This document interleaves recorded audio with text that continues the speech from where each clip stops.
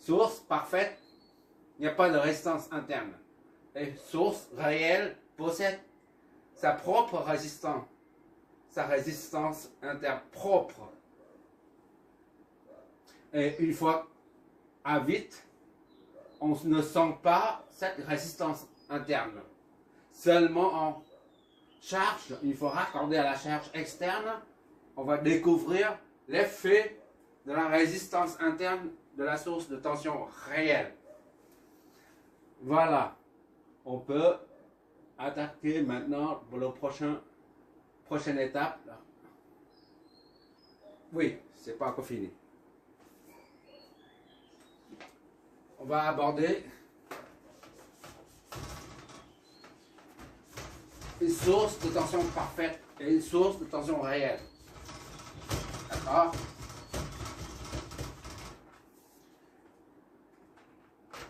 Source de courant, je veux dire.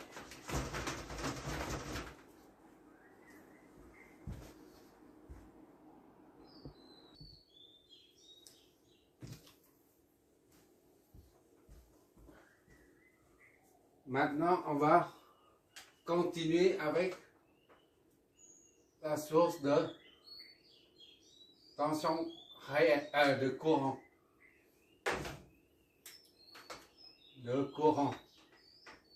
D'accord? Parfaite et réelle.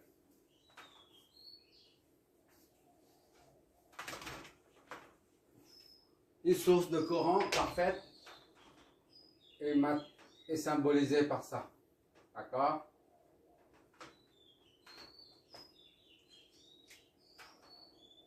Et source. D'accord? Et une fois on raccorde cette source à une charge externe et à charge, cette source de courant parfaite va débiter un courant IS. D'accord? Le IS se retrouve ici. Le courant débité par cette source de courant se trouve dans toute la branche du circuit. D'accord? Ou IS ou IIN, si tu préfères. I entrée est égal au I sortie. D'accord? Par analogie avec la source de tension parfaite. Pour une source de tension parfaite, on a dit ça. Parfaite. Et réelle, source de tension réelle, c'est ça plus une résistance interne. D'accord? Réelle. Réelle. Parfaite. Et par analogie avec ça, avec la source de tension réelle, par analogie, on a un schéma pour la source de courant réel. D'accord? Ici, on a une source de tension réelle. Source de courant réel. Réel, c'est quoi? On remet la source ici, là, comme ici, parfaite. Pour passer au réel, on reprend la source, mais ici c'est la même chose. Source de courant parfait, on remet ici. Voilà. Et la résistance, elle,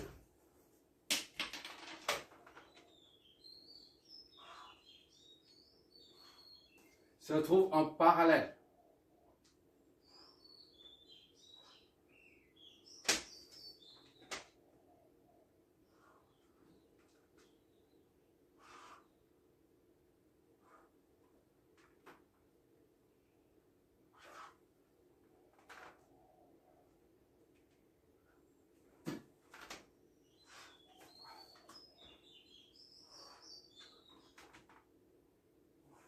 Voilà.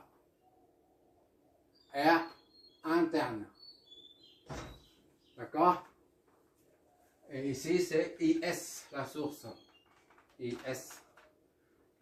D'accord? Ici, c'est deux points A et B. On remet A et B. D'accord? Pour une source de tension, c'est en série avec la source de tension, la résistance interne, et en série. Tandis que pour une source de courant réel, la résistance interne de la source de courant réel se trouve en parallèle avec la source de courant. D'accord? Et si on branche ici, IS, il est là. D'accord? Si on branche cette source de courant réel à une charge. Comme tout à l'heure, on a, d'accord?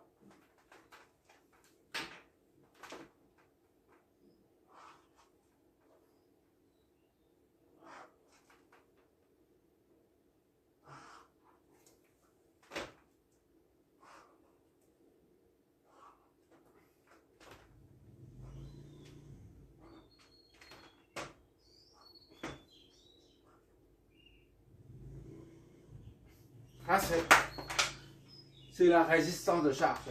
Et bien, un courant IS qui va circuler là-dedans, qui sort d'ici. IS et un courant qui va ici.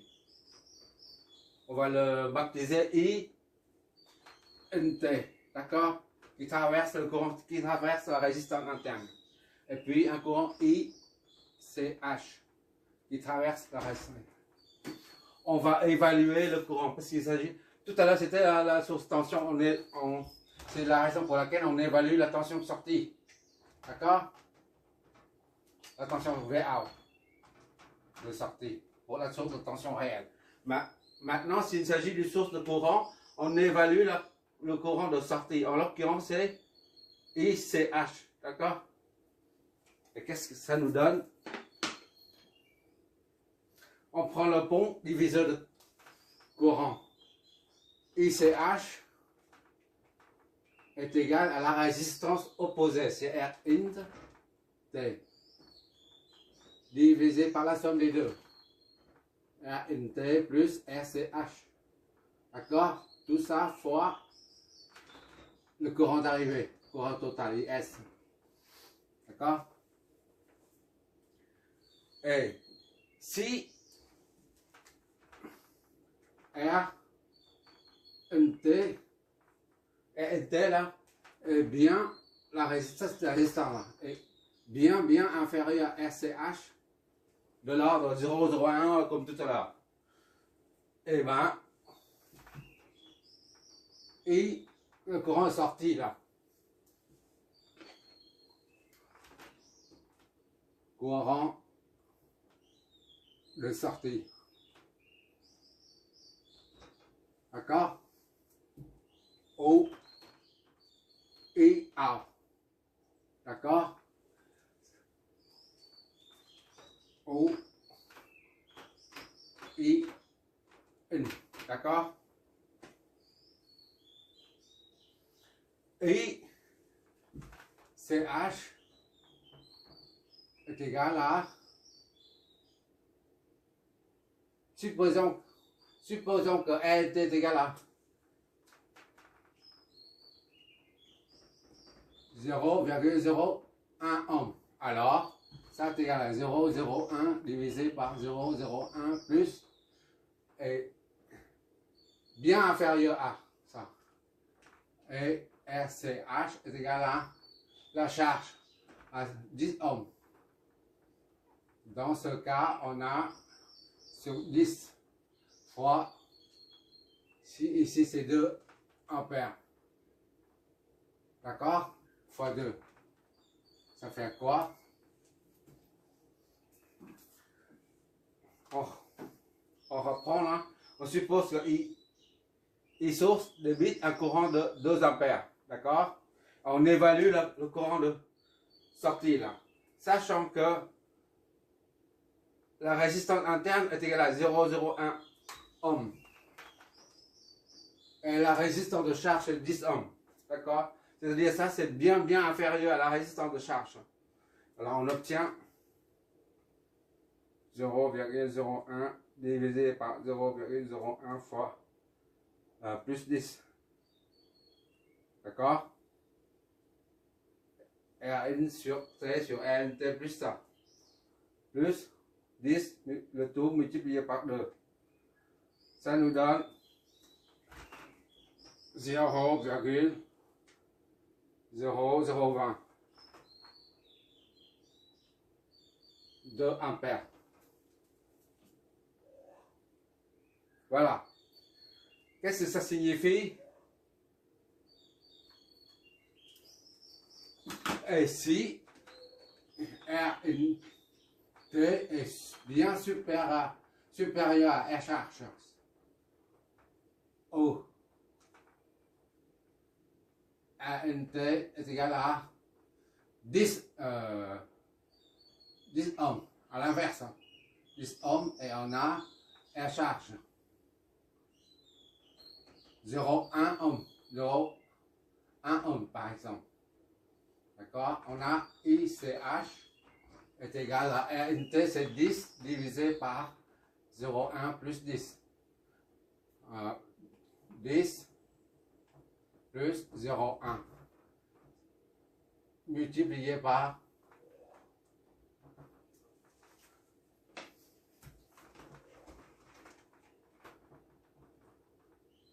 Rn c'est 10 divisé par 10 plus 0,1 fois Rn c'est 2.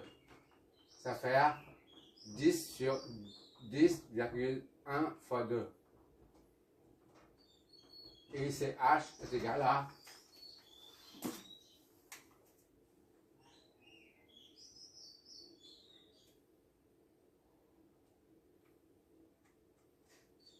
1,98 ampères. On voit ici que c'est quoi la conclusion dégagée? Si la résistance interne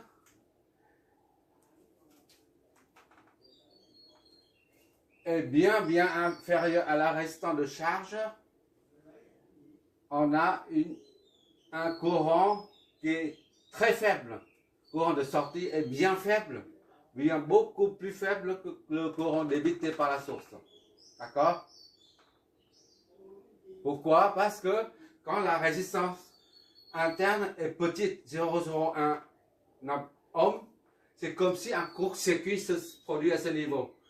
Court-circuit, c'est-à-dire qu'il n'y a pas de résistance. Et tout le courant passe par là. Et très peu passe dans la résistance de charge. D'accord? Je reprends. Quand R, la résistance interne est très petite, le conducteur, comme si le conducteur n'a pas de résistance. D'accord? C'est la raison pour laquelle ça devient un simple. Qu'est-ce que je rapporte? Le résistant n'a pas de. Le récepteur n'a pas de résistance. Et le récepteur devient un simple conducteur. Donc c'est un court-circuit qui se produit. Toute la majorité du courant passe par là. 90 ou 99% de l'intensité du courant I, S, passe par là. Très peu passe dans la charge. Par contre, si la résistance interne de la source de courant est très grand par rapport à la résistance de charge, et voilà. Ici, c'est petit, ici est grand. Donc, tout le courant qui sort d'ici passe par la résistance la plus petite. C'est comme s'il y a un court-circuit à ce niveau. D'accord? Donc, pour une résistance parfaite, on a l'intérêt de maximiser la résistance interne d'une source de courant. D'accord? Parce que ce qu'on cherche, c'est le courant. Plus on a de courant, mieux c'est. Donc, pour augmenter le courant de sortie, là, de charge, là, il faut augmenter la résistance interne de la source de tension. Pour une source de la source de courant, pour la source de tension, pour avoir, on a déjà dit, c'est pas la peine de reprendre, on a déjà dit. Ouais. Voilà. Ça, c'est source de courant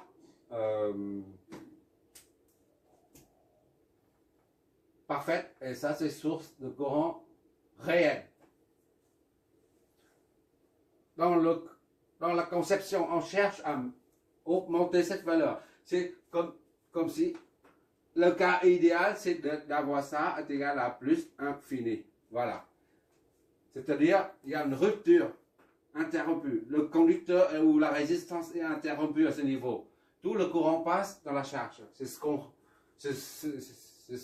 notre objectif. Voilà. C'est pour ça qu'on envisage toujours dans le calcul le cas idéal, c'est-à-dire une source, on suppose qu'on a une source de courant parfaite où la résistance interne est infinie. Par contre, pour une source de tension réelle, on cherche à avoir la résistance interne qui est proche de zéro pour retrouver la tension V1 à la sortie. D'accord? Si Rn est nul, proche de 0, Rn est égal à 0,001. Et bah, la chute de tension ici, c'est pratiquement nul, est minimale. Donc V1 se retrouve totalement à la sortie, au niveau AB. Voilà. J'ai fini les sources de courant et les sources de tension. Merci d'avoir regardé.